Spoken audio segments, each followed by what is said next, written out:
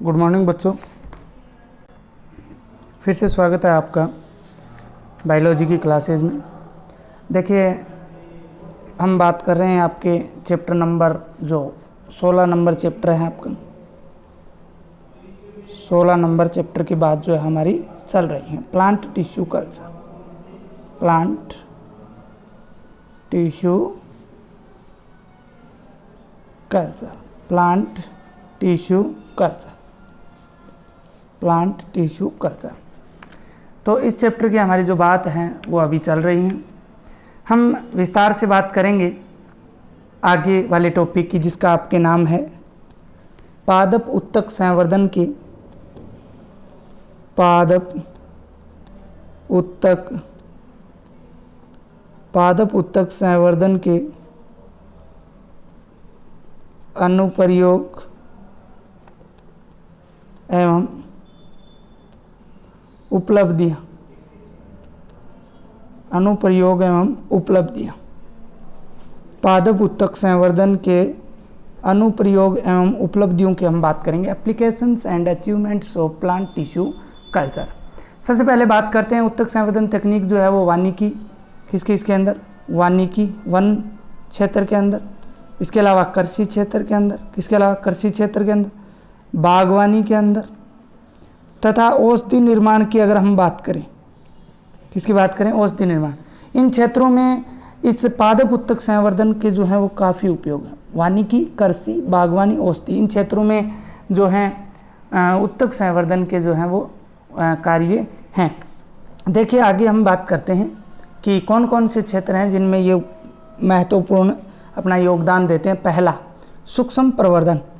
हम पूरा पढ़ के आ चुके हैं सूक्ष्म प्रवर्धन को, ठीक है ना। माइक्रो प्रोपागेशन, सूक्ष्म प्रवर्धन, माइक्रो प्रोपागेशन हम पूरा पढ़ के जो है वो आ चुके हैं। इसके अंदर क्या जो है सिस्टम रहता है। सूक्ष्म प्रवर्धन की बात करते हैं तो देखिए, उत्तक संवर्धन तकनीक द्वारा जो पादपों के पुनर्जनन होता है, क्या होता है, पादपों का क्या होता है, पुनर्जनन। उस क्रिया को क्या कहा था हमने, सूक्ष्म प्रवर्धन कहा था। और इसके चरणों की भी हमने बात की थी, प्रथम, द्वितीय, तृतीय और चतुर्थ चरण की हमने बात की थी। इस तकनीक द्वारा प्राकृतिक रूप से कायिक जनन करने वाले आर्थिक रूप से जो महत्वपूर्ण पौधे हैं उनको चयनित करके उनमें शीघ्र गुणन के लिए तकनीक का उपयोग किया जाता है और उन पादपों को बोला जाता है नोबल प्लांट्स।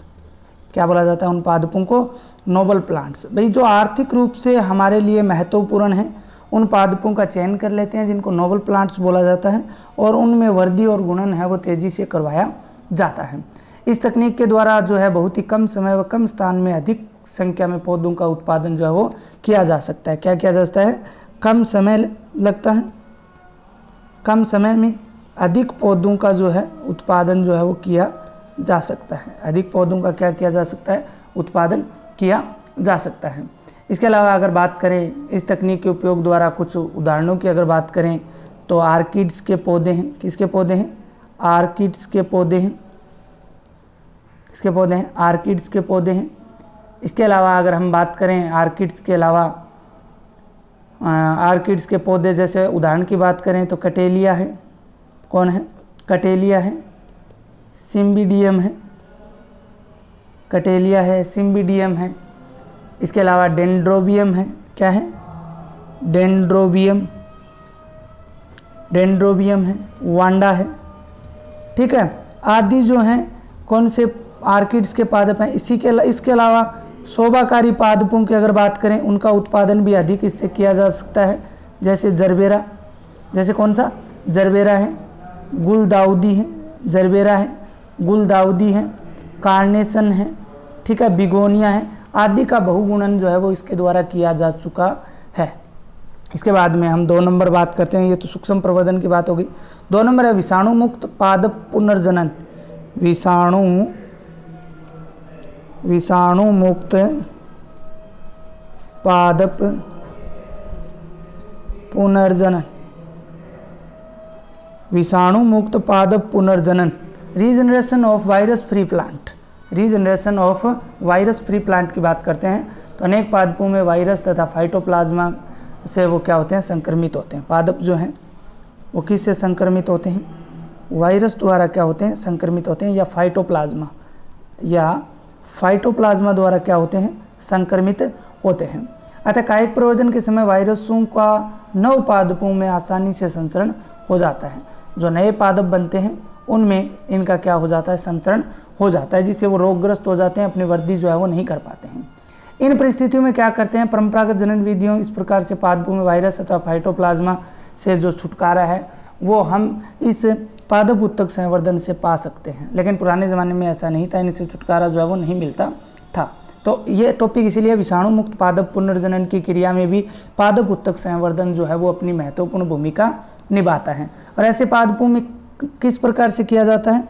जो ऐसे पादप होते हैं उनके प्रो जो होता है, तना जो होता है, के शीर्ष विभजोतक के किसको? जो शीर्ष विभजोतक है, कौन सा है? शीर्ष विभजोतक संवर्धन द्वारा वायरस जो है उसको हटाया जाता है। संवर्धन द्वारा जो वायरस है या फाइटोप्लाज्मा है उसको क्या कर दिया जाता है? मुक्त कर दिया जाता है, और नया पादप जो है वो विकसित किया जाता है। नया पादप क्या किया जाता है? विकसित किया जाता है। नया पादप क्या किया जाता है? विकसित किया जाता है। इसके बाद अगर हम बात करें आगे विषाणु मुक्त पादप पुनर्जनन तकनीक से आलू के पोटैटो वायरस एस कौन कौन से तैयार किए गए हैं? जैसे एग्जाम्पल की अगर बात करें तो आलू के पोटैटो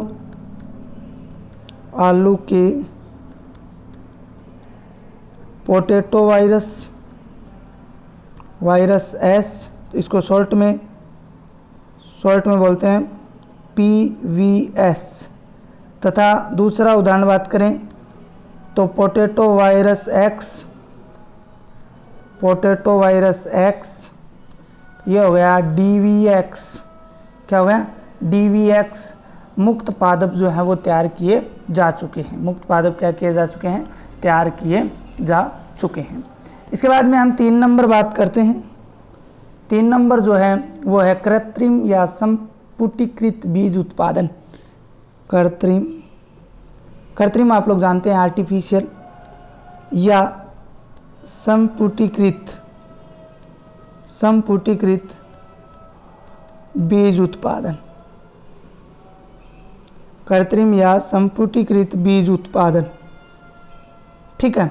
इसकी अगर बात करते हैं तो भ्रूण जनन द्वारा, सबसे पहले तो इसकी इंग्लिश में production of artificial of encapsulated जो बीज हैं उनकी बात हम करेंगे। तो भ्रूण जनन द्वारा विकसित जो कायिक भ्रूण के संपुटीकरण से बीज कृत्रिम बीजों का निर्माण जो है वो किया जाता है। किसका निर्माण किया जाता है? जो एम्ब्रियोजेनेसिस है, एम्ब्रियोजेनेसिस जो है उसके द्वारा आर्टिफिशियल सीड्स जो हैं उनका निर्माण किया जाता है। आर्टिफिशियल सीड्स का क्या किया जाता है? निर्माण जो है वो किया जाता है। इसके अलावा अगर हम बात करें तो उत्तक संवर्धन की परंपरागत विधियों द्वारा विकसित पादपों के दृढ़ीकरण, वातानुकूलन, भंडारण व परिवहन की समस्या रहती है। इनसे बचने के लिए कायिक भ्रूणों व प्रोकलिकाओं को सोडियम अथवा कैल्शियम एल्जिनेट के मनके में संपुटित किया जाता है। भाई बाकी पहले समस्या रहती थी तो इन बीजों को किसके अंदर संपुटित किया जाता है? कृत्रिम रूप से इनको संपुटित किया जाता है। उसके लिए क्या काम में लेते हैं? जो कायिक भ्रूण हैं, कायिक भ्रूण तथा प्रो के लिए क्या किया जाता है? प्रो के लिए क्या करते हैं? सोडियम या कैल्शियम एल्जिनेट के मनके काम में लेते हैं और उनके अंदर बीजों को जो है वो संपुटित किया जाता है। इस मनके में भ्रूण व प्रोकलिका के अलावा पोषक पदार्थ भी हो सकता है, पादप वृद्धि नियामक भी हो सकता है, पीड़कनाशी व प्रतिजैविक पदार्थ भी उपस्थित होते हैं। इन मनके में और क्या क्या उपस्थित रहता है कि पादप वृद्धि नियामक, पोषक पदार्थ, पीड़कनाशी व प्रतिजैविक भी उपस्थित होते हैं। इन कृत्रिम बीजों का अंकुरण सामान्य बीजों के जैसा ही होता है। इस भाई ये जो बीज तैयार किए, यहाँ पे संपुटित आर्टिफिशियल का मतलब है बीज जो है उसको कैसे तैयार किया जाएगा? सोडियम या कैल्शियम के एल्जिनेट के मनके के अंदर उन्हें संपुटित कर देंगे जहाँ पर उनको सभी सुविधाएं मिलेंगी, ठीक है। इस प्रकार के जो विधि है, ये जो मेथड है इस प्रकार का कृत्रिम संपुटितकृत बीज उत्पादन का, ये सर्वप्रथम जो है मुरासिगे, जिन्होंने माध्यम बनाया था, मुरासिगे ने 1977 में प्रतिपादित की थी। मुरासिगे ने कब प्रतिपादित की थी? 1977 के अंदर प्रतिपादित की थी। इसके बाद में 4 नंबर बात करते हैं। तो 4 नंबर है भ्रूण बचाव। भ्रूण बचाव, ठीक है ना, एम्ब्रियो रेस्क्यू की बात करते हैं। तो अंतर्जातीय संकरण से बनाने वाले दुर्लभ भ्रूणों के बचाव में भी इस तकनीक का उपयोग जो है वो किया जाता है। 5 नंबर अगर हम बात करें, 5 नंबर की अगर बात करते हैं तो 5 नंबर पुंजनीय अगुणितों का उत्पादन। पुंजनीय अगुणितों का उत्पादन। देखो इस चैप्टर के अंत बस ये प्रयोग है, आप इनके हेडिंग भी याद रख सकते हो, सीधा भी लिख सकते हो। तो देखो परागकोश व परागकण के संवर्धन से हम अगुणित पादप हमने प्राप्त किया था। किससे? परागकोश व परागकण के संवर्धन से। कल वाले वीडियो में मैंने आपको बताया था प्रकार के अंदर संवर्धन से हमने अगुणित जो पादप है उसका विकास किया था। ठीक है, तो जिनका उपयोग पादप प्रजनन के क्षेत्र में शुद्ध वंशक्रम प्राप्त करने के लिए भी किया जाता है। किसको? शुद्ध वंशक्रम जो है उसको प्राप्त करने के लिए आसानी से किया जा सकता है। लास्ट है 6 नंबर त्रिगुणित पादप उत्पादन। त्रिगुणित पादप उत्पादन। त्रिगुणित पादप उत्पादन। त्रिगुणित पादप उत्पादन की बात करते हैं तो त्रिगुणित पादप सामान्यतः बीज रहित होते हैं। इनके अंदर क्या नहीं होते हैं? बीज जो है वो नहीं होते हैं। क्या नहीं पाए जाते हैं? बीज नहीं पाए जाते हैं। और फल विज्ञान के क्षेत्र में अनेक महत्वपूर्ण पौधे हैं जो बीज रहित होते हैं। ठीक है, होने से उनका आर्थिक महत्व बड़ा है। फल विज्ञान के अंदर कौन कौन से फल हैं जो जिनके अंदर बीज नहीं होते? जैसे सेब है, सेब के अंदर बीज नहीं होता। केला होता है, केले के अंदर कोई बीज नहीं होता। संतरा है, संतरे के अंदर भी नहीं होता। अनार आदि बीज रहित होने से इनका आर्थिक महत्व है वो ज़्यादा बड़ा है। आर्थिक महत्व जो है वो ज़्यादा बड़ा है। तो बीज रहित फलों के नाम पूछे तो आप ये लिख सकते हो। इनको भ्रूणपोष संवर्धन विधि द्वारा त्रिगुणित पादपों में आसानी से तैयार किया जा सकता है। और इसके अलावा उत्तक संवर्धन तकनीक का और भी अगर हम बात करें तो कायिक संकरण के अंदर किया जा सकता है। किसके अंदर? कायिक संकरण के अंदर। इसके अलावा कायिक कॉलोनीय विविधता, कायिक कॉलोनीय विविधता उत्पादन में।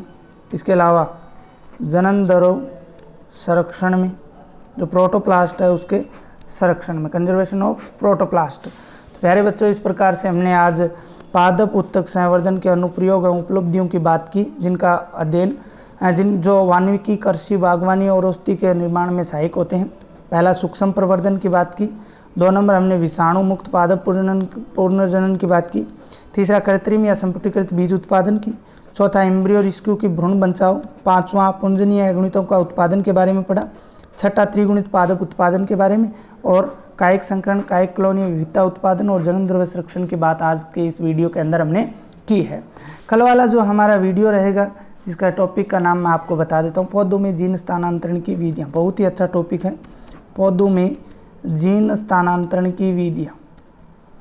पौधों में जीन स्थानांतरण की विधियाँ भी, पौधों के अंदर जीन स्थानांतरण है वो किस प्रकार से किया जाते हैं उनकी बात हम कल वाले वीडियो के अंदर करेंगे।